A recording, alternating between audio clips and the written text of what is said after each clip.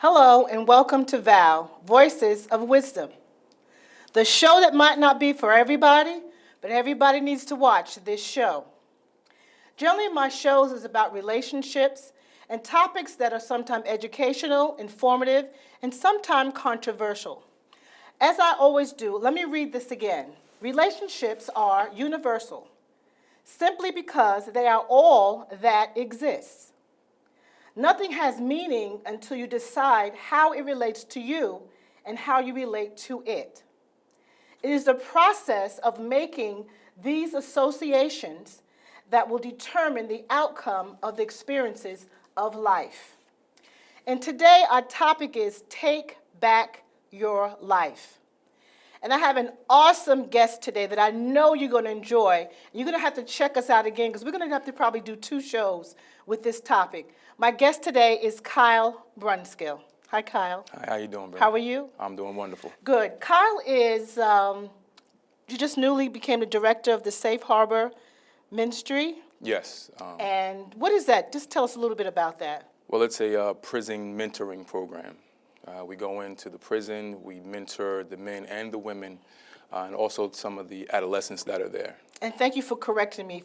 It's mentoring. Yes. And yes. it's important. Absolutely. That's key. That's Absolutely. key. And how long have you been doing this? Honestly, I would venture to say I should know, right? you should know, being that you helped me get involved, get started. You know, Kyle and I go into the prison together on every 4th Sunday, and then you do other things as well. Yes. And it's been very rewarding. I think I've been going in for maybe like 12 or 13 years now. And when we needed somebody to take over the men's mentoring, I thought of you. I'm grateful. It's ecstatic how awesome you are and how the men receive you so much. It's just a wonderful, wonderful thing to watch. Anyway, back to our title, Take Back Your Life.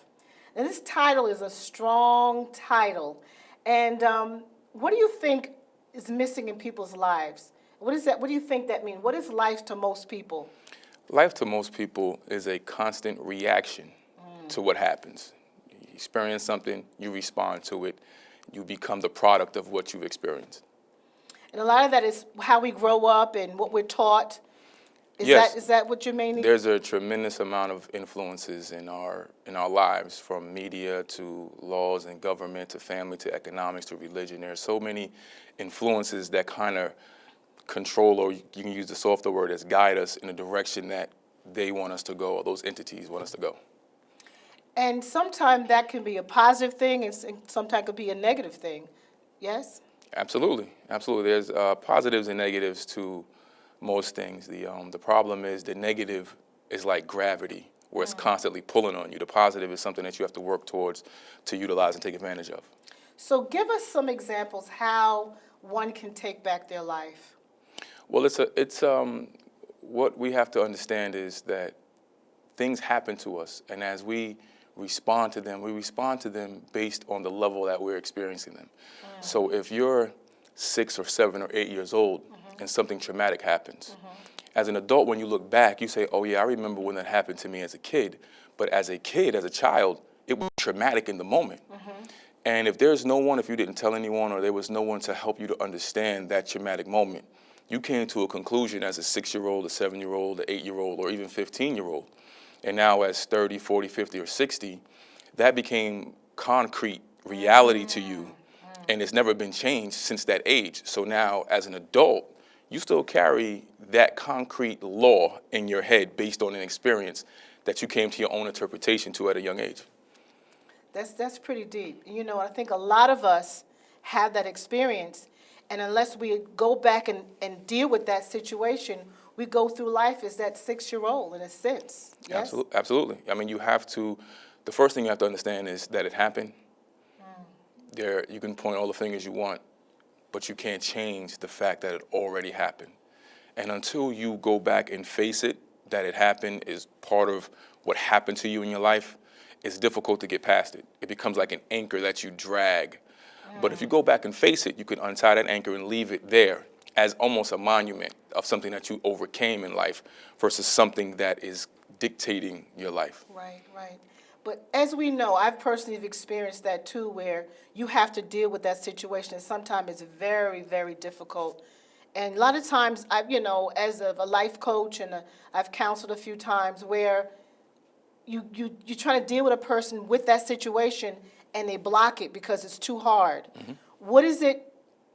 Is it choice, or what can it help? How can we help a person to get past it? Someone's watching this. How can we help them to get past that place?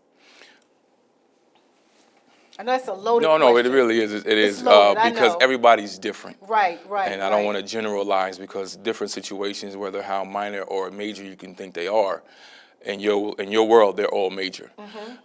But first of all, we have to understand that it happened. And that's probably the major thing. Right. To deal that it Right. happened. And not only did it happen, but you may not be the only person that it happened to. You may not be the only one. I mean, your specific situation is specific, but the principle of what happened happens to many, many people. And until you can get yourself off of the island of I'm alone, it's just me and my situation, then you're able to get help. And as we can help people, the problem is it's like having a bruise or a wound over time, although you don't feel the pain until someone touches it. And then you're like, ow, I forgot that hurt so bad. And then you want to block everyone from touching that spot. But somebody's touch can be the part of thing that helps heal it. Absolutely. So you have to be open to want to be better, because sometimes we're so comfortable in our own pain. To be better is a little uncomfortable with our lives. And that's what I mean about how you're not controlling your life is being controlled. So it takes a bit of courage to go back and face it and to be uncomfortable and deal with all the aspects of reality of whatever happened. Because that process is uncomfortable. And it's amazing how you've said that, because I've seen that where people are just comfortable in their pain. Because sometimes they've been in that pain for so long, it's normal to them.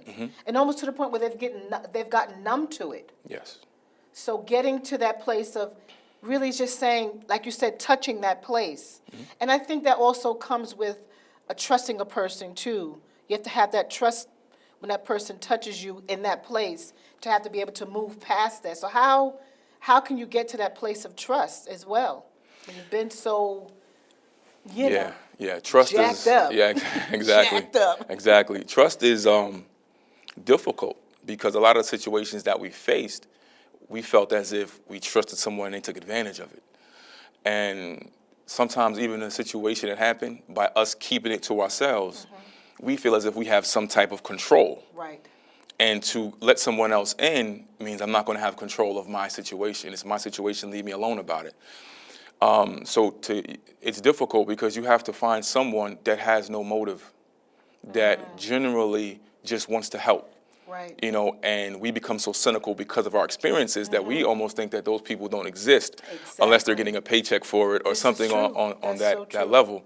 So it is difficult, but there are people that are willing to help.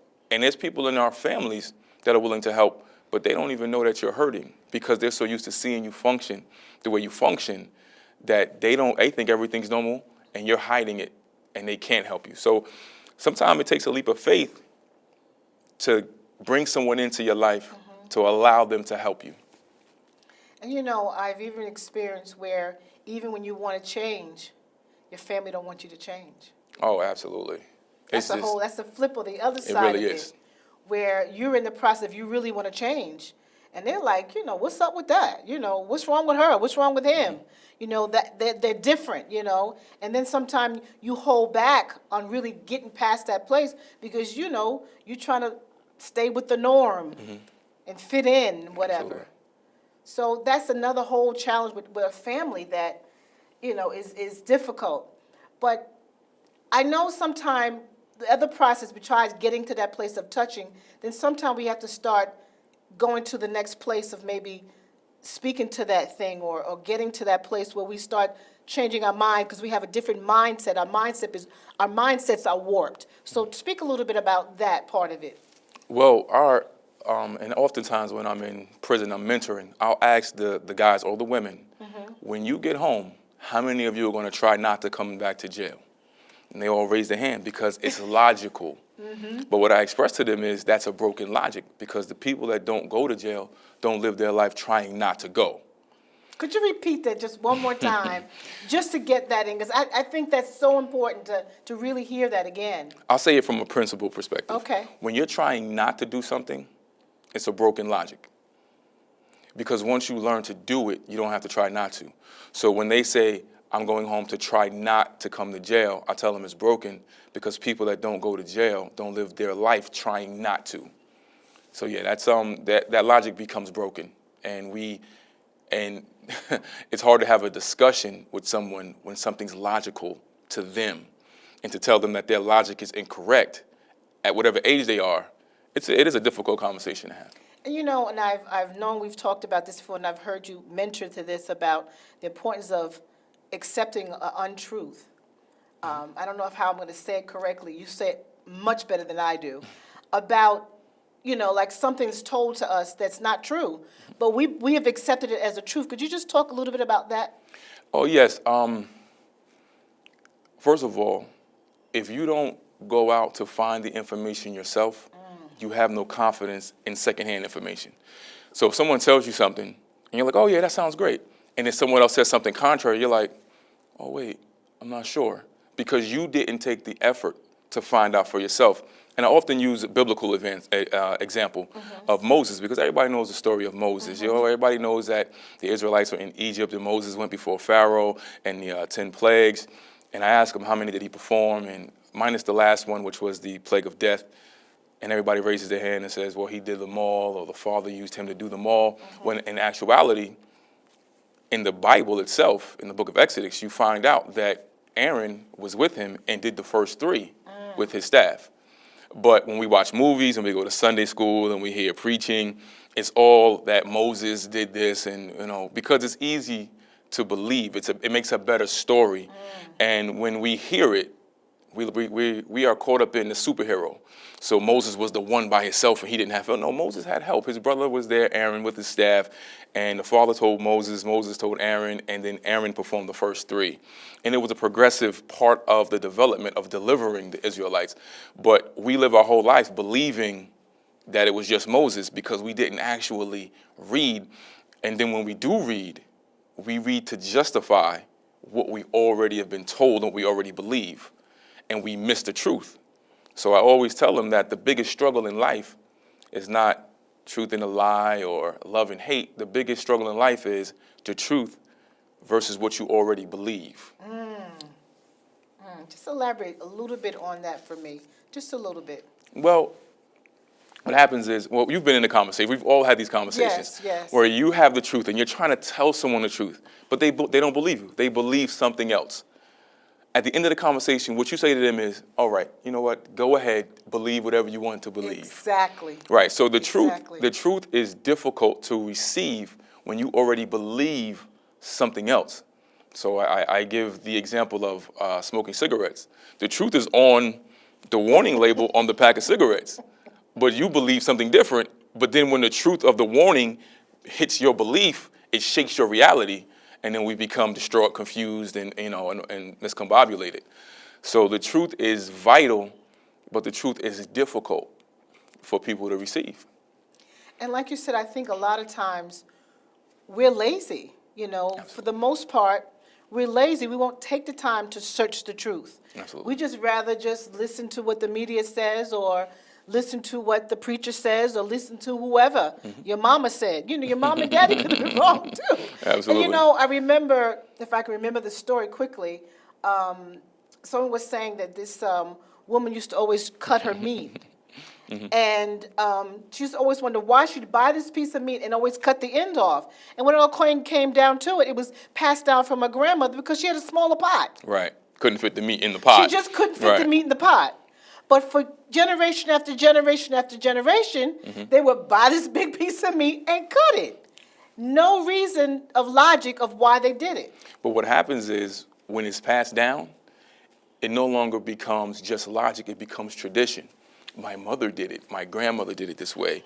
So traditionally, I continue to do it without any understanding of the tradition, just continue it on because it was handed to me. Now, we're going to touch on tradition. I'm here as your guest. Wow. Tradition is culturally, tradition can be something that we enjoy. But tell me a little bit about tradition that could be detrimental to us. Well, it's difficult because we carry such an emotional attachment to traditions, whether they're family traditions or religious traditions or school traditions. We're so emotionally attached to them without studying the etymology or the origin of the tradition. And some of these traditions are pointless, and some of them are in error. But because we love them so much, we'll fight tooth and nail against the truth because of our traditional beliefs. So we have to spend more time, as you said, not being lazy and be more diligent in our own life. Because if you want to take your life back, you don't want to be the sum or the equation, and you're just the sum total of all of these variables in your life, and there's a lot of X's and Y's in this equation, and you don't even understand what the X or the Y, whether its place value is or what is important is, but you just know on the other side is you. What I'm saying is go back and check those X's and those Y's and those unknown variables in your life, and don't just keep doing things out of routine or repetition, but get back to what the truth is of who you are, and not just what people have pushed you into being. And you know, we can get so stuck in tradition that the mindset is just warped. Yes. We have a warped mindset. And again, we pass that on to generation after generation. And until somebody breaks that cycle, you know, and even breaking that cycle sometimes can be so difficult to do because you got all this years and years and years and years of tradition that has been upon us. And for you to stop and have the nerve to question tradition. So what happens by taking a stand? How can we take a stand in stopping that tradition? Well, it depends on what the tradition is, obviously, but you are accountable for yourself. And you have to have the courage to take the ridicule and the scrutiny that's going to come with it, because it's going to come. Absolutely. And that's why a lot of people don't break tradition, because they don't want to be the outcast, they don't want to be the oddball, because when you were younger, you were the last one picked, or whatever the case may be. Right. We as a society, as a people, want to be so accepted that we will conform to just about anything someone hands us and live it out and swear by it. But if you want to break certain traditions, and it's interesting, we'll be in the prison and we can have conversations and, you know, well, my dad was a drinker, or my whole family steals, and, it's learned behavior. And that learned behavior almost becomes a tradition. You do it, everybody does this at this holiday. Everybody does this around this time of year. Right. And some of those things are damning or detrimental, and we need to break them. And to do it, you have to find out, first of all, where it came from. You have to find out what is the real benefit of this thing. And oftentimes, the best way to break a habit is not to just stop, but to replace it. So you have to see, if I'm not here, then what am I going to have? Because we're creatures of habit. Right. And if you take that, sometimes it feels like to people you're taking a part of who they are. Absolutely. So you have to begin to replace part of yourself with something greater than something that was just handed to you. And you know, when you do that, when you're stepping out of the box like that to get away from the tradition, sometimes, like you said, you deal with ridicule, and you get to a place where you feel alone. You just feel like you're by yourself. But during that process, I think it's something empowering for the individual when that happens. You want to speak a little on that? Well, absolutely. Solitude is extremely important. And anyone that's achieved anything of great magnitude, they had time to themselves. That's true. I often teach, when we're in there, that coming up, everybody, you raise your children, but you're not supposed to raise your children. You raise cattle, you raise sheep, you raise pigs. And what happens when you raise something, it always runs with the herd. So when the fad comes or the movement goes, if you have raised your children, they're just going to go with that flow. Wow. Wow. But what we're supposed to do is to train a child. And the Bible will tell you train up a child in the way he should go. Right, You right. train a child because people with training don't panic in time of adversity. So if this, it won't happen, but if the studio caught on fire, we would all panic because we're not trained to deal with the situation. But a fireman would, in his training, would run opposite of where the herd is running. So if we train our children, if we begin to even train ourselves, and that's what happens in that time of solitude, you learn who you are. You learn to train yourself to deal with circumstances and get away from people and the influences of the herd. So it's difficult when we're by ourselves because we're so used to being in packs. I mean, from the time a kid is 4 or 3, they're in preschool in packs, and then school to 18, and then they're sporting events, and that we're always in the crowd. That's true. And if we're not trained to be an individual, when that herd moves, when that crowd goes, we're just going to go with the crowd. You know, it's so amazing how, just like a radio dial, if you just turn it just a little bit, I mean, the difference between, I've never heard this, raising a child and training a child. Even though we know, we've heard train up a child in the way it should go, but we've said so many times, I raised her right, I did the best I can, but not knowing. And so that comes again with the importance of what we speak. Just talk about that. We have like 5 minutes or so, but talk about a little bit about the power of speaking. Speaking is extremely vital in what we do in daily lives. The difference between people that are successful and some people that are unsuccessful, it's a lot of differences. It's a real thin line, though. And it's all rooted in like who you are around, what you read, what you listen to, and the environment you put yourself in. Emotionally, spiritually, you know, that whole thing. Because what you take in, most of the time, is what you're going to say. So what you say is a result of what you take in. Right. So as you begin to speak things, you create a reality for yourself. I mean, the earth was created by speaking, and it was against what he saw. The Father saw the earth was dark, formless, and void. He didn't talk about how dark it is, how formless it is, how void it is. He said, let there be light. He spoke what he wanted. He didn't speak what he saw. So he didn't speak the problem.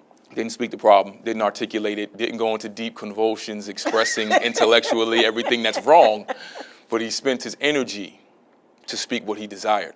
And I think what we do is, you know, in our lives, oh, I got all these bills, I got this problem, and because we're taking in our environment, we're taking in our circumstances, we succumb to the things that stand around us instead of standing up and being separate from them and putting in yourself something other than what's being thrown at you. Because if all you take in is what's being thrown at you, then you're going to say it. But if you take time to train yourself diligently, and you will speak opposed to the things that are negative and bring yourself an environment that's conducive to what you really desire, not what's given to you.